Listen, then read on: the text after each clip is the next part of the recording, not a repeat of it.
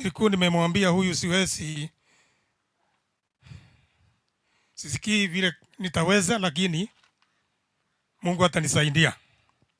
Nimemkaribisha nyinyi nyote katika ibada hii, ilikuwa tufanye ya kurudisha mwili wa mtoto wetu Rachel Muthoni kaburini. Lakini sasa hakuna kitu kimetoka kulingana na maombi yameombwa. Hakuna kitu chochote kinachotoka Mungu mbele wala nyuma, isipokuwa ni mbele tu. Sisi tulikuwa tumefunga safari na tukapanga safari kabisa kutoka nyumbani. Na tulitoka nyumbani saa 11 ya asubuhi. Tukielekea huko Montaliza Mortuary ili tupewe mwili wa mtoto wetu Rachel Muthoni. Lakini tukifika huko vile tulikuwa tunatarajia, mambo iligeuka na ikakuja vile imekuja. Kwa hivyo tumerudi bila mwili wa Rachel Muthoni. Na kwa vile tumerudi hivyo ndivyo tutakavyokubali, maana serikali iko na kuna mambo ingine hatuwezi kuzungumza sana, maana kuna bahari iko. Kwa hivyo vile tutafanya ni wachungaji watatuongoza na maombi, alafu tukitoka kwa maombi na nimemkaribisha sana katika hii ibada, na msiwe na roho ngumu nzito, hata ingawa mimi niko naye, msiwe naye kwa sababu Mungu yuko.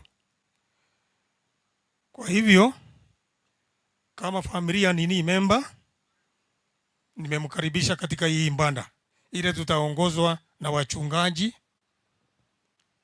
alafu baadaye tutatoka hapa, tutaelezwa na Master of Ceremony hayo mambo mengine.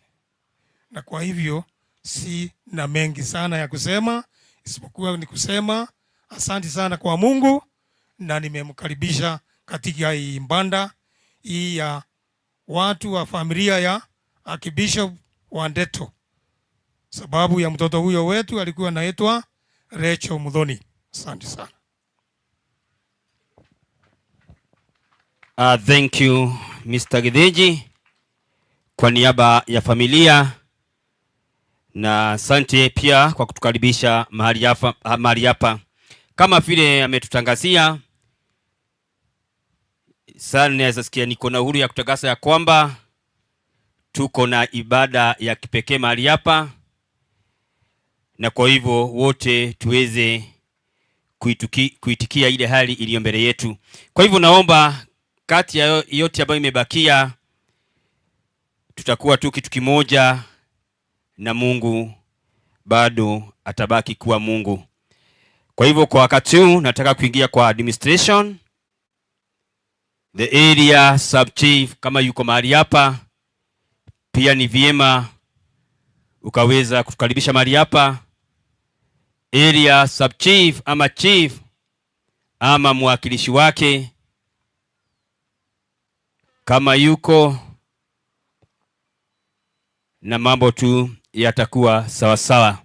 Hata kama hawako, kitu ya muhimu ni wote kujua kwamba serikali inajua tuko mahali hapa, na kai inajua tuko mahali hapa, ni kusema ya kwamba tuko salama kabisa.